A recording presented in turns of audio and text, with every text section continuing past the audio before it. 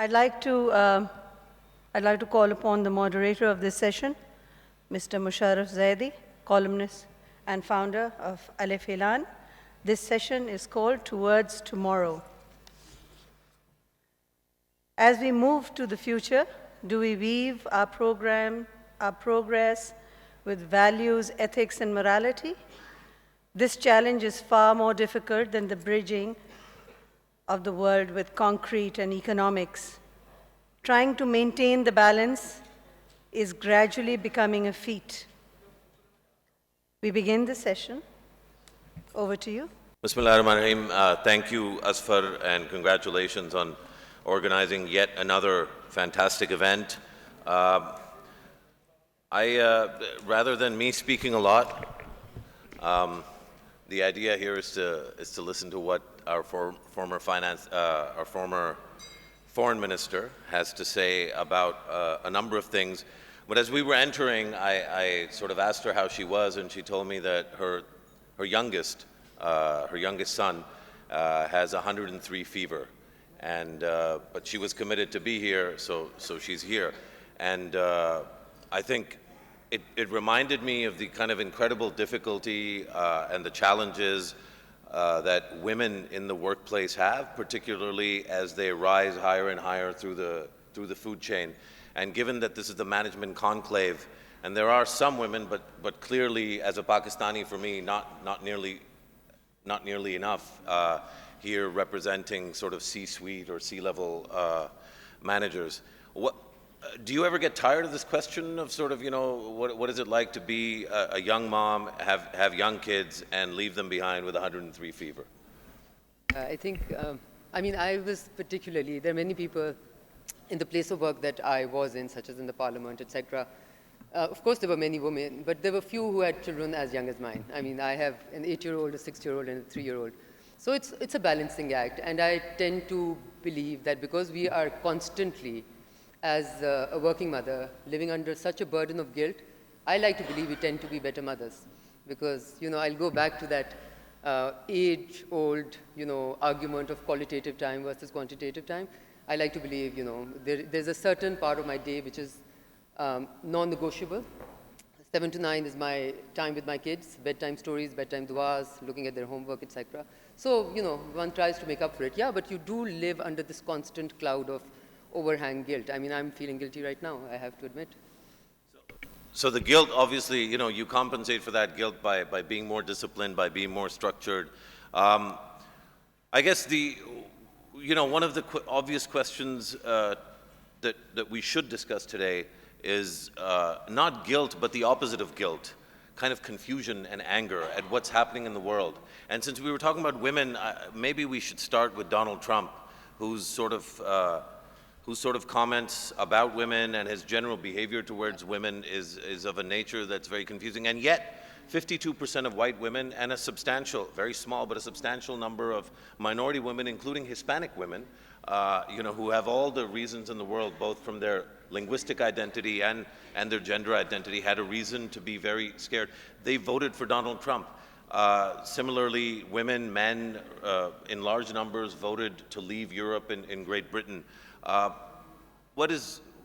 don't understand what's happening in the world, but you're the former foreign minister, and you clearly, know exactly what's happening. So tell us what's happening. I know exactly what's happening. I don't think there's anyone in the world who knows exactly what's happening. But typically, I think when rational, logical behavior ceases to guide your behavior, it's time to look very deep and see what the hell is happening. And interestingly, my reaction, Brexit, I have to admit, I slept through the night, woke up in the morning, and was absolutely shocked. I will share with you that just 4 days prior to Brexit, I was in London for the Chatham House International Conference. So I was on the table, the head table, with 14 experts from all over Europe and cross-Atlantic. I was the only Asian on that table, and I asked them the question. I said, let's have a raise of hands. How many of us believe Brexit is actually going to happen? And all of them, literally, said, yes, the people are going to make noise, people are going to make lots of noise, etc., and people are angry, but it will never happen. The British will never vote themselves out of development, prosperity, etc. Trump, I have to admit, I could not sleep through the night, and I watched every election result coming in as it happened. And having experienced the 3 presidential debates, having experienced all the things, I mean, women are not the only ones he attacked, really. Pretty much everything which was considered to be below normal, acceptable, human, decent behavior, he went deep diving and came back with, you know, it seemed every time he took a deep dive, he came back higher. What's happening? To me, this is not a vote for Trump. This is a vote against the established order. And all over the world, I think people are reacting and basically questioning and showing through their vote, whenever they get the chance, that this established world order, both domestically and internationally, is not working for them. Brexit was really about that.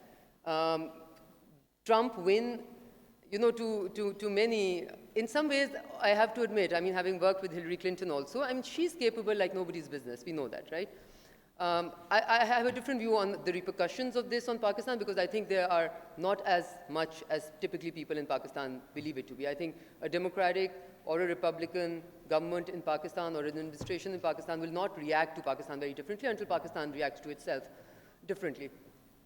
But at some level, you know, when a woman like Hillary Clinton doesn't make it to be the president of the United States, you wonder which woman in the United States of America will ever make it to become the president. She was almost too capable. You know, this is, I mean, this raises a kind of a weird question in my head. And the night before the election, I even tweeted, I said, looking forward to welcoming the United States among the countries that have had a woman leader because there's several Indian friends here. Of course, India beat us to it. India beats us to many things.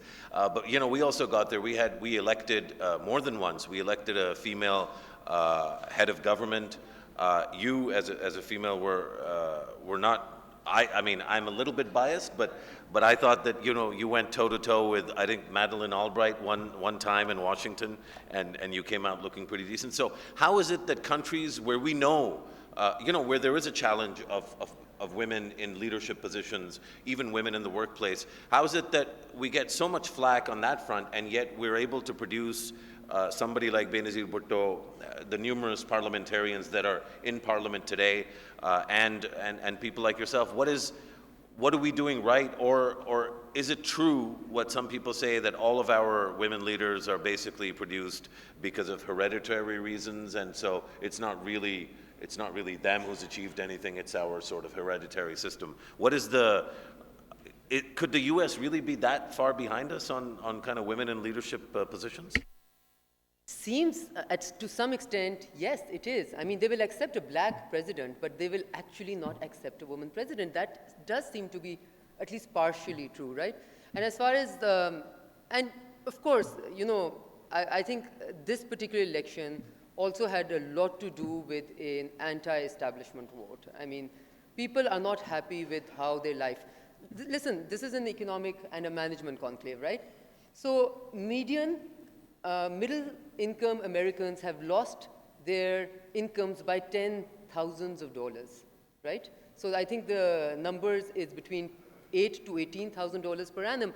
Now, that is what makes a real difference in people's lives. It affects what type of school their children go to. It affects the type of healthcare they have access to. It affects their self-actualization and how they say the future generations coming in. So eventually, at the end of the day, I think, as in the case of Pakistan, hopefully, economics has a lot to do with politics, you know, and that's something in the bigger picture as a country we have refused to acknowledge. And you know it better than I can tell you. I believe we paid a price for it, right? Because when you like to believe that you can do a solo flight within a region and still have economic prosperity, it doesn't happen. It doesn't come easy. So I'm just using that bigger example to explain how one particular voter or a series and a collection of voters voted. As far as Pakistan's question is concerned, I'll be bold enough to say in Pakistan it's more a matter of class than it is of gender, you know? So you will accept a woman or a man from a certain class, and you may not accept, you know, so we are in some ways gender neutral when it comes to that. And when it comes to all women in Pakistani politics being where they are because of hereditary politics, I don't think any men are the exception to the rule over here, okay? So we are as much, guilty as the men. Now that, I think hereditary sort of passing on the torch is something that people do with their sons as much as their daughters. I guess for me, it's actually admirable that in a society that's otherwise supposed to be so closed off to women, people don't have any problem handing off power or their business or their hunar, their skill, to daughters. Maybe not across the board, but there are enough exceptions that we can take a little bit of pride, which we should be allowed to do given the state of other things. Look, when you were the foreign minister, things were crazy with the United States in more than one way. One of the things that was a frustration of mine when I was working at the foreign ministry for you and for the country, for the ministry, was the absence of a really well thought out and coherent narrative and plan for our diaspora communities. And I think if we were to do a quick survey, I'm sure there's dozens of people in the room that have family in the United States, that have family in Canada, in the UK. I know there's a delegation here from Canada of Pakistani Canadians and Canadians.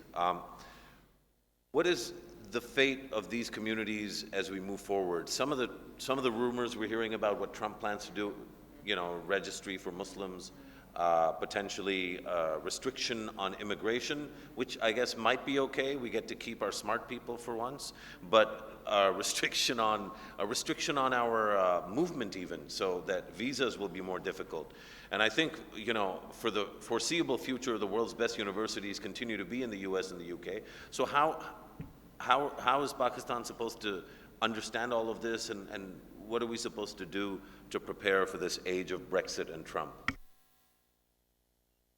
I think really the only way to do is Pakistan, let's admit it, because the first way you start your journey of changing things as they are by acknowledging the mistakes and acknowledging the wrongs, right?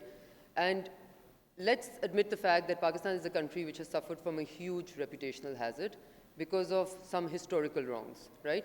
And those historical wrongs were not self-inflicted. In some ways, they were because of exogenous factors. And I have always believed that the game changer for Pakistan, or the change of direction from a country which was on its road almost consistently towards prosperity, development, etc., which took a bit of a U-turn and was the Zia regime, okay, and the Soviet invasion of Afghanistan and Pakistan, and the rest of the world's reaction to it. Why we got stuck with it was because we allowed our soil and our people to be used, whereas the rest of the countries were only funneling in the money. So we got stuck in a situation which, unfortunately, we took too long to get ourselves out of and to change direction.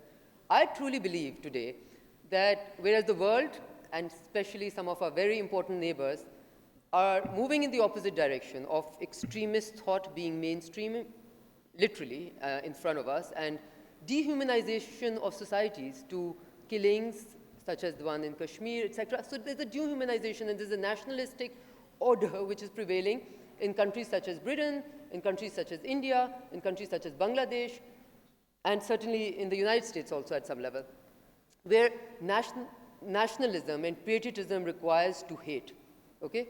So I believe Pakistan been there, done that. We are coming out of that fold, whereas other countries are going deeper and deeper into those folds. So I like to believe that Pakistan is now hopefully steering itself away from that reputation of the troublemaker to hopefully the peacemaker, okay? And the country which refused to help itself to a country which is doing actively whatever is within its power to assist itself to get out of this terrorist network. And it's interesting because I'm not that old, right? But even we all do suffer from selective amnesia. 2002 was the first time I was elected to parliament. And I remember going into Islamabad. Islamabad was not a barrack town that it is today. Neither was Lahore. You didn't need to go through 10 security checks to get into Marriott or to the parliament or to any of the buildings, or just to go make your way through the streets of Islamabad. All of that changed because something that needed to be done was not done.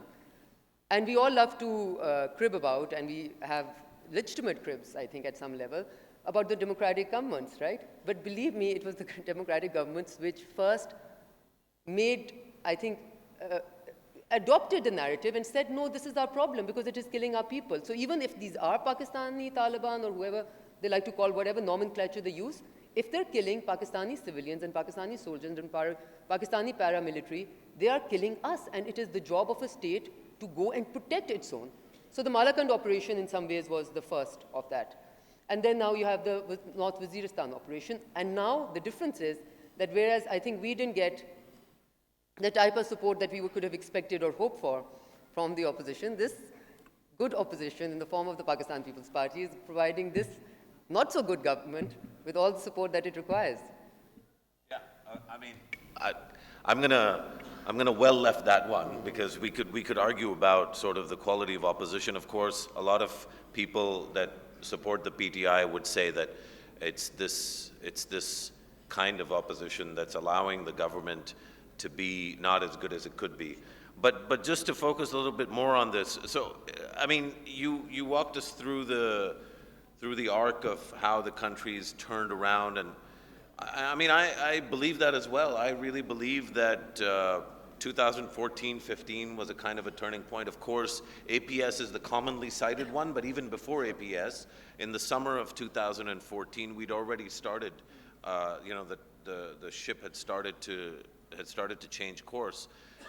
Isn't it true then that rather than avoiding Pakistanis or demonizing Pakistanis, countries that are interested in this kind of global narrative shift and a clarity about the kind of threat that groups like Daesh, particularly Daesh, pose, what country could be a more ideal partner and a more ideal leader than Pakistan? So rather than demonizing us, shouldn't the Americans, whether they're Trumpians or, you know, John Bolton, Rudy Giuliani, whoever ends up being Secretary of State, Michael Flynn, who likely is going to be the NSA, shouldn't those folks actually be coming to Pakistan and asking for our advice and our support, given that we're, as you say and as I believe, I think you're right, I think that we have done a tremendous amount against this kind of thing. Are you hopeful that that'll be the case, or are you hopeful that we will fritter away yet another opportunity to put Pakistan in a positive place? Musharraf, I have to admit, I truly believe that there is this thing called taking some time out, okay? And much as we've been, you know, all are together in our respect for the Chinese, I think one thing that we refuse to learn from them is that a country needs time off from the rest of the world in some ways. I'm not saying to isolate yourself in any way, but to really concentrate inward and to really be able to coalesce all your energies to be able to grow, develop, prosper internally, fix your policies on your borders, fix your policies internally, grow, develop, change your reputation. Let the people, let the world recognize that this is a different Pakistan than the one that they're historically used to. And then you can expect people to come around. So if you think that, you know, I truly believe that in some ways Pakistan is an excellent case study for all of these countries which seem to insist on making the mistakes that we are now getting out of, right? But you can't make countries realize that. We had to live through it to now be at a place where I think the broad majority of Pakistan is of no two opinions about the good Taliban or the bad Taliban or the, you know, the nice terrorists or the unnice terrorists, or the shades of gray are now going away, right? There's the black and there's the white. If you take what is the sole authority of the state, the use of violence in your hands, no matter how good and pure you claim to be, you are not allowed to function in this. You should get no space in this state. I think that is something that we are slowly coming around to, and many of us are still frustrated with the progress. I understand that. I think you will be, I will be, many people in this room will be, and I think that's right for us to be frustrated because we want the pace to be much quicker. But yeah, the world will come around, but I think we have to really work harder and spend some years in building that reputation of being the, you know, the pillars of peace and normalcy and quiet and interconnectivity and everything that is good, a force of good, rather than, you know, considered to be, it was very easy for the world to blame us for all the wrongs that everybody else collectively did in Afghanistan and get away with it. That should give us some room for, you know, some food for thought. We should think inward. I think that I'm afraid maybe you've been talking to the Prime Minister, because he seems to have taken to heart at least one part of your advice, which is to take a break. So there's, you know, there's no foreign minister There's no National Security not the type meeting. of break I'm There's no National Security Council meeting. There's no statements about anything. It's just, everybody's chilling. There's a couple of folks that are, with due respect, of course, but, people that during the workday will also need a break, given, their advanced age and everything. So I can say this. You can't, because, I'm not the diplomat. But, I think there seems to be, the Prime Minister and this government, they seem to be a little bit, in Urdu, I think the word would be ruteve or sort of naraz with the whole arena of foreign policy and national security. And it feels like this is exactly the wrong time to be disengaged because, there's lots of people in Pakistan, particularly Asfar, who, if you notice the colors here, the theme is not, at first I thought there was a UFO element to it, but then I realized this is really a peace offering to India with the green and the orange and the white. There is, you just mentioned the word connectivity. Nobody's come up and countered the idea that economic growth hinges on Pakistan's ability to be a regional connector. And of course, CPEC in many ways is an affirmation of what your government and, a lot of us, agree wholeheartedly that we have to be that hub. Can we be that hub with a totally dysfunctional relationship with India? To be fair, I will just say this much, that as far as this government's functioning of many areas, I think leaves much to be desired. The dwindling exports, now the dwindling remittances, the lack of care for agriculture, et cetera, in the economic field. But I think one area where they have literally demonstrated lack of will, ability, and a care in the world is on the foreign policy side, right? And many people in the room and many people all over the world, and one question I was always asked, the first question I was always asked by every foreign domestic press in Pakistan is the role of military in foreign policy, et cetera, right? And therefore, the civilian government cannot really do anything. Really, you were there. Hopefully, you will agree. We did a lot, okay? And in changing the narrative. Now, my question is that, okay, if they are now, the space has been contracted, not of their own doing, I think entirely of their own doing, by not appointing a foreign minister are you not leaving a gaping hole that is indeed going to be filled by, we know that there is the bureaucratic requirement, okay? And I have said this on record, I will say it again, I think the Foreign Office of Pakistan is perhaps the best functioning civilian/military institution in this country. I think they're the best of the best, okay? This institution is, but a headless institution will always resort to what it, what we're seeing right now. So if nothing else, they still had control over the narrative. And as somebody who had worked very hard to change the language and the narrative building in Pakistan, I was personally very upset 4 months out of service, finding out that the Prime Minister was once again referring, and this is pre-Kashmir issue, referring to India as the enemy, okay? And as Afghanistan as the people who are creating trouble for us, and adopting, I'm not somebody who believes that national interest should be compromised for anyone, even for refugees, but to adopt a way of treating people who for 30 years you have, in some ways I think we are the shining star in this world today. I mean, name a country. The UK has agreed to take 20,000 people over 5 years, or 20,000 people a year, something like this. Are their resources less or more than ours? So in some ways, the lecture that the world has been giving to us, when the same burden falls on their shoulders, they have happily just taken no responsibility, right?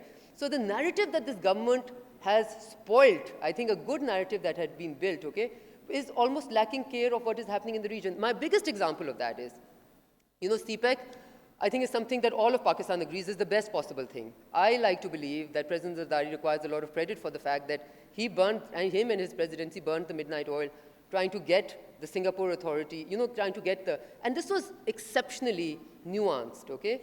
There was lots of fine lines you had to tread. The Chinese were obviously very keen that this was done in a manner where the Singaporeans did not feel in any way that it was being taken away from them. But had that not happened, and all the care and the investment that we made in China at that particular point in time, 4 presidential visits a year, etc. I don't want to go into that, political. So I'm owning CPEC. Okay, the world, the country, each one of us is owning CPEC. But look what this government has done to CPEC. From a completely positive thing, they have turned it into the worst possible negative foreign policy issue ever. Okay? They have said, oh, India is not good with us, or India is jealous of Pakistan, or India is not likely to is working against Pakistan. Why? Oh, because of CPEC. There are people who are managing the foreign policy of Pakistan in the Foreign Office today who have given statements in the Senate to the extent that our relations with the US are deteriorating because of CPEC. The question of Iran, because of CPEC. Chabahar, etc. You can't possibly use, this is the positive leverage. Once you have the longitudinal connectivity, which is all what CPEC is about, it's a longitudinal north to south connectivity, right? What is keeping you from making the east to west? So if you want to really be able to leverage Pakistan as the bridge, as the gateway between South Asia and West Asia, or what we call the Middle East and Central Asia, etc., how will you ever be a gateway if you're going to close your borders from east and west? You can't be a gateway one way. You have to be a gateway in a wholesome manner. So this has been a long-standing, incorrect policy which we try to change. I'm very sad to report that this government has gone back to the wrongs, okay, the historical mistakes. It has adopted them and, frankly speaking, almost embraced them with an energy that was not even exhibited before.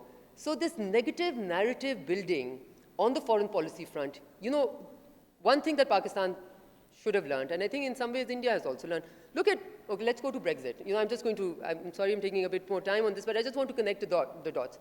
Brexit. The whole world considers it to be something which is going to be difficult for the UK to manage, the passporting rights. There are many, many issues with that, right? Now, people in the UK will now tell you that, on the other hand, it will give us the ability to be able to reach out to China, India, countries like Pakistan, etc., at the pace that we want and not be encumbered by Brussels bureaucracy. I agree with that, right? But then you look at their exports, and their largest exports are their immediate neighbors. It is not to China, it is not to India, it is to countries, to Germany, to countries right next door. Look at Malaysia, their largest exports are to countries which are right next door.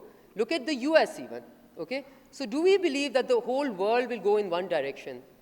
And these are the realities of the whole world. And yet Pakistan will only deal and export and import from countries which are thousands of miles away and oceans away and still do very well. It's counterintuitive, and it is something which is now shown through our current export numbers for many, many reasons to not be working very well. So this region has held it, and of course currently Pakistan looks really big and very good when compared to what India is doing, right? So we share the blame. Well, I'm always happy to blame Pakistan when it's Pakistan's fault, but it feels like there are people and forces in New Delhi that even if we had done backflips to try to convince the Indians to be stakeholders in CPEC rather than, sort of angry at CPEC. I mean, we had the Indian Prime Minister making statements against CPEC, I think within weeks of President Xi Jinping's visit to Pakistan, I believe in 2015. So, can you tango with somebody who doesn't want to come on the dance floor? I mean, yes, I think nobody, even the government, at least privately, will admit that they haven't handled foreign policy and these issues in the ideal way. But even if they had handled in the ideal way, and Pakistan had offered India a stake in CPEC, and would it really have made a difference? Because it seems like the Indians have decided they just don't want to play. Sure, I think, listen, like in the case of Trump in some ways, when Modi came into government, I happened to be in India for a conference at that particular point in time, for a World Economic Forum thing. And I have to say that, to a person, so it's in some ways very Trumpish, right? You can draw parallels. Here was a man who was denied visas to the United States of America, who was elected as the leader of the largest democracy in the world, and of course being given very different treatment. So I like to believe that let's give him a chance, okay? As I'm saying, no matter what Trump was, he's been elected now, you have to deal with him. So, and from then till the time that he landed in Lahore, he did everything wrong. Other than inviting the Prime Minister for the inaugural, he did literally everything wrong. He upped the ante, he set new rules, meeting the Hurriyat was a norm. On that, he let go of a great opportunity to be able to have dialogue. And then, since then, when he landed in Lahore, I think that was a great opportunity. In some ways, how they reacted to Pathankot was a direct corollary of that. It had direct effect on how India was measured, responsible, etc. And ever since then, so in my big picture, Modi has now determined for himself that he is going to care for the votes and for his domestic constituency of the right-winger rather than building a legacy. I think for that brief moment, or for those brief months, he was going on that legacy mode, right? And pretty much India under him is losing all the things which made India shine. The secular credentials, the ability to be able to absorb different communities, to have respect, at least show respect. And today you see that streaming in because you see liberal Indians, as I said, dehumanized to the loss of life and eyes in Kashmir in a way which is probably unprecedented even in India, right? And this happens when extremist thought becomes part of the mainstream. As I said, I'm very happy we have been there, done that, and now we're moving away. Whereas other countries, I'm not happy they're moving into it. So what my immediate answer to your question, or the straightforward answer is, yes, you cannot tango with someone who's not willing to dance with you, but you can stand on the side and keep on harping over your narrative. You know, and I'm saying this because I think we learned it from experience. I don't need to go into the details, but there were incidents during our time when there were killings on the LOC. India was going on a you know, it was saying everything wrong. We decided to say everything right. And it actually ended up making us look good in front of the world, putting pressure on India to come back to the dialogue table, and it happened. Well, the best example of that, of course, is our management post-Salala, where, you know, I think something that was awful happened and was done to us, and we could have acted, you know, like an angry gorilla. I mean, it is our neighborhood. But we chose a patient and difficult, I think, and painful path, and eventually I think it did us good. I'm just going to, because I had my timer all set and I was going to be very timely, but I'm going to look for Asfar and look for an indication as to whether we have, yeah. So I think we should open it up to a few questions. Thank you so much for that. That was brilliant. We'll have maybe, if anybody wants to ask any questions, we have one over there, a young man, and another young man over here. We'll start with him, he's further away.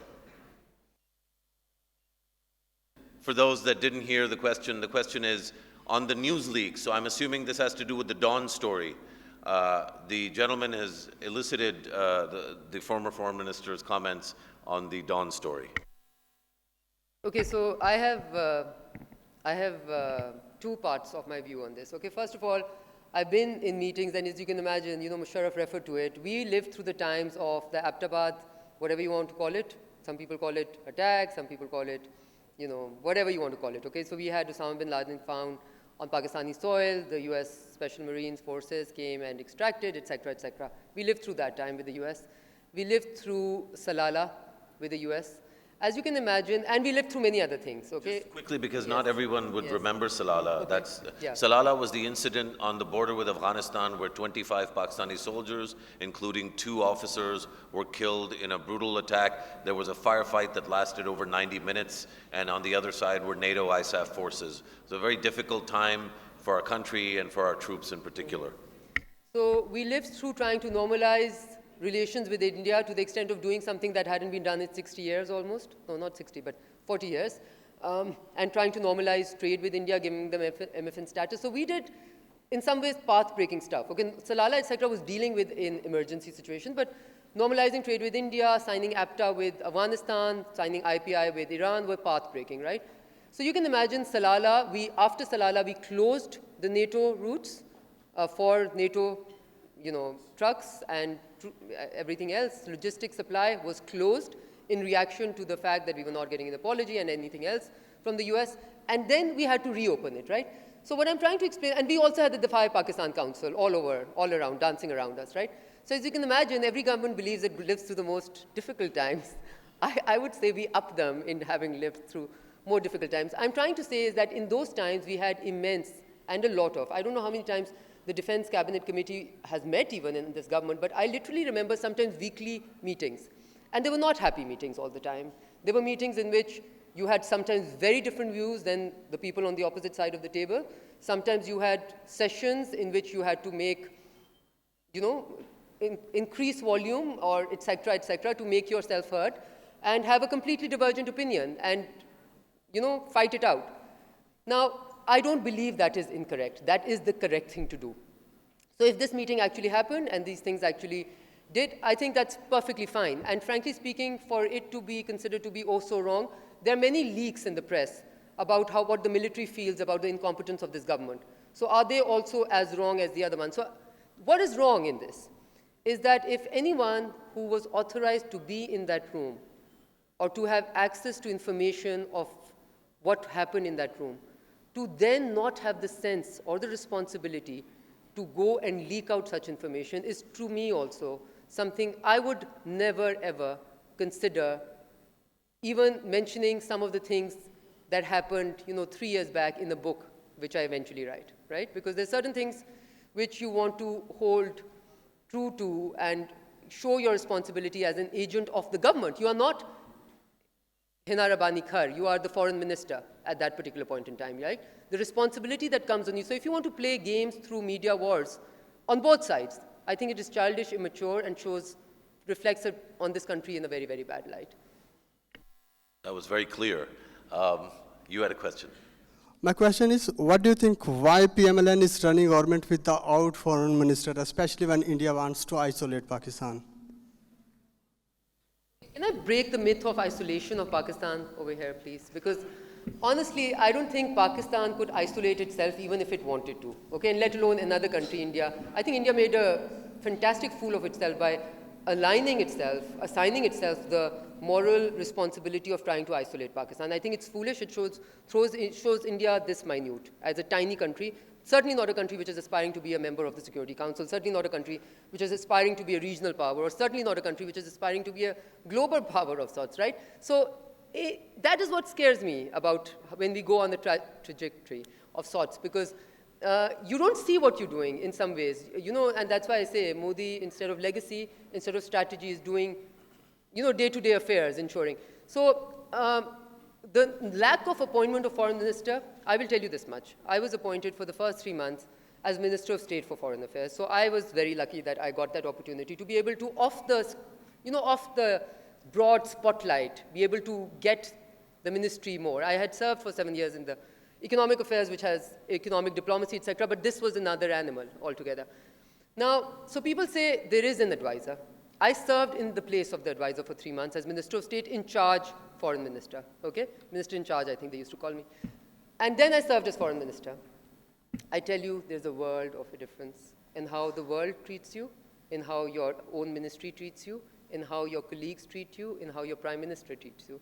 Your word, the value and the weight of your word as foreign minister far outstrips any other nomenclature or any other position that you can be in. So this, to me, is, as I said, callous behavior at its best exhibition. To be this callous with the country's... Best or worst? Worst, but I'm saying it sarcastically. I mean, it's almost like you don't give a damn. You don't care, it doesn't matter. It's like that move, what is generally associated with this government, this thing of, sitting on your seat and just not caring. And it's incorrect. It's institutionally incorrect. I believe Foreign Office is an institution I have deep, abiding respect for, right? I believe it has undermined the importance and the authority and the place of the Foreign Office of Pakistan, which no Prime Minister, no government should be allowed to do. I just did a quick scan of the room to see if there was any urgent questions. Oh, okay. Yeah, so we'll have the lady ask a question. Can we get a mic over there? Thank you. That's the second last question. This one is the last one. Yeah, hello. My name is Sam Ali Dada, and my question is, a few days back we heard about Sharbat Gola incident, that iconic refugee, Afghani, and the way our politicians and the Department of, if there is any Department of Foreign Affairs in the country running right now, I don't know. So, and the way she was being welcomed in Kabul by having all billboards over there, and Dr. Ashraf Ghani with the First Lady, he welcomed her at the airport, and Pakistan was being criticized recognized by international organizations a lot, as far as, because Ashraf Ghani just mentioned her as a power and the strength of women empowerment and all that. So how do you see it by keeping in mind Pakistan foreign relationship with Pak-Afghan matters, and as far as that iconic refugee, because she was being published on the title of Geographic magazine in 1984. Thank you. See, I mean, this is a classic example of the smart people who operate in this country. You know, it's ridiculous, it's outrageous. It is anyone who had any sense of how, you know, you should be acting, it was the opposite way. It was literally choosing to go in the opposite direction of what you should be doing. So stupid behavior. And luckily not the Foreign Office, I think it was the Ministry of Interior and Immigration, but whoever it was, okay? Even I'm not in the, it's not my job to defend the Foreign Office also. But generally I'm saying it is just stupid, and I'll give you an example. Once there was this person who happened to be writing, I'm not going to take names, I think many of you would know the names, was writing for a very, very important daily, international daily from Pakistan. He wrote a piece which was considered to be inimical to Pakistan's interest. You know what we did? We threw him out. We threw him out of this country. You know what happened? He went and started heading the desk which was looking after Pakistan. And then at liberty, at ease, without having to, you know, be under the burden of meeting Pakistanis and hearing from them and maybe being influenced positively by them, he started writing crap about Pakistan from the headquarters. So this is sometimes how we act, to our own detriment. So this is the smart behavior that has been very costly to this country. Seems to be a long tradition of self-defeating behavior in these affairs. Sir, you have the final question. She'll have the last word.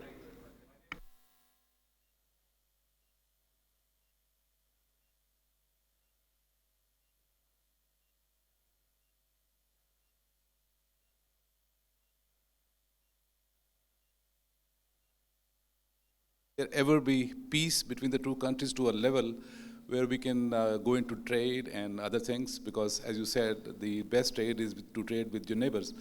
Unfortunately, the biggest neighbors that we have a very, very sinusoidal wave. So I just want to have your personal view that would there ever be a situation where Pakistan and India would live in peace? This question would encourage me to be very long. I'm going to try and be as brief as is possible, but say two different, take it from two different angles. Okay, one is acknowledging the fact that the two countries have worked very hard to ensure that the people of the two countries believe each other to be their enemies, right? And that's a narrative building that we have both invested in greatly and to our own detriment, okay? Because as I said, if you look around the world, every region is either coming up or going down. No single country is emerging from oceans of depravity, as they say, right? Whether it's ASEAN or EU is a bad example now, but nevertheless, etc. Now you're saying, can it happen? You know what? Honestly, my belief, and I believe my logic and rationality guides me to say it can happen tomorrow. If we let logic and rationality drive our behavior rather than just fixated narrative of hatred for the other, which comes from very, very petty issues and very, very petty interests. So it's literally the petty interests of the few driving the larger interests of the many.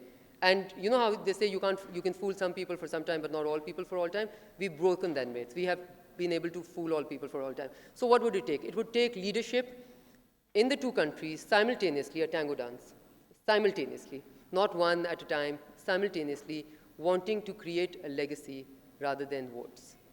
When this happens simultaneously, even for a brief window of opportunity, if this happens, and a leadership which says, listen, I'll give you an example. I swear, I don't go on and on about it, but normalizing trade with India and using the words MFN and getting approval from the cabinet was no easy task, okay? We did it because we believed it was in the national interest to do so.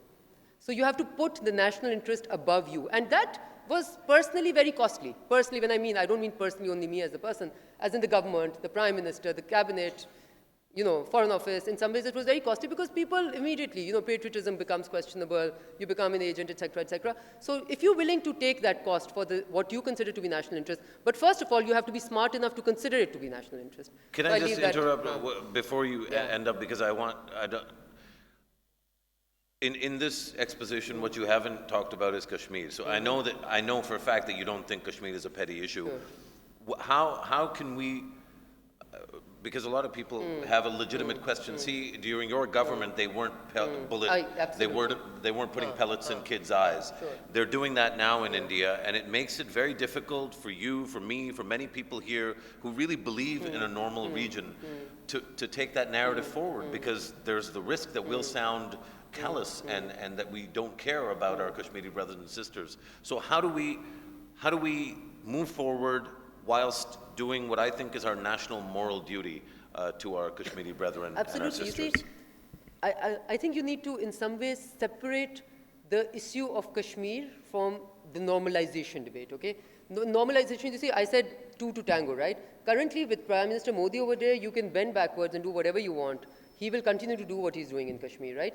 Now, it is Pakistan's duty and Pakistan's responsibility, because of the security resolution, because of 1947 and how Kashmir was dealt out, to internationally not only raise it, but try and get a solution. Now, Musharraf, my question to all of us is, who does that solution has to work for? I think this is a question that we need to ask for ourselves.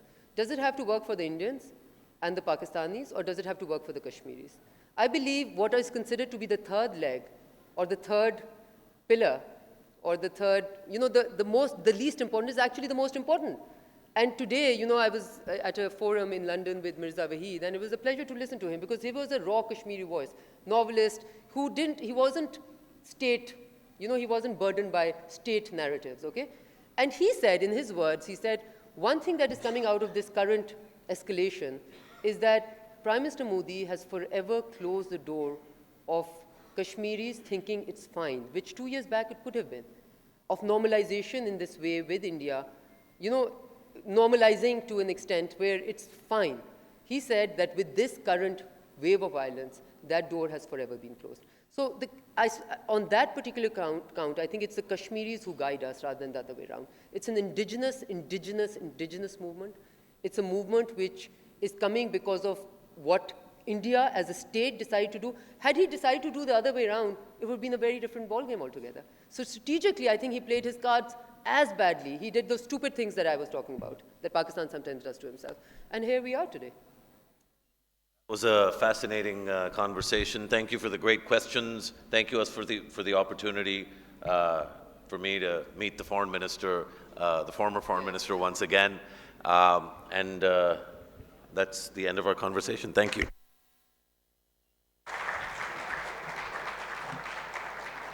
May I have you on the stage for a few more moments, please? Thank you so much. Sometimes we get sessions which have such great clarity and articulation. We don't really want them to end, but unfortunately, we're limited by some time constraints. Thank you, Hina Rabbani Khar. Thank you so much.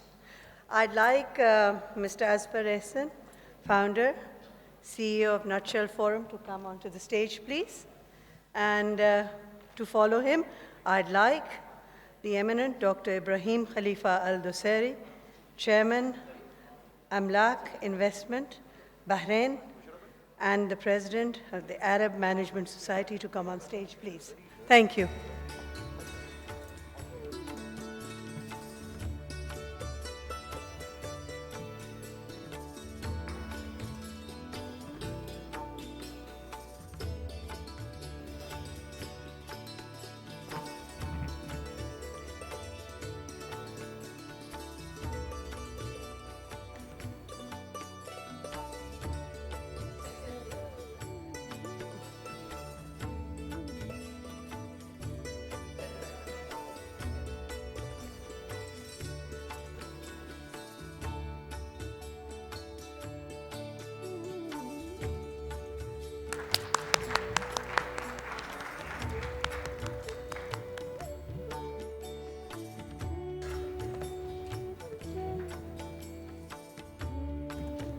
Musharraf Zaidi, columnist and founder of Alif Elan.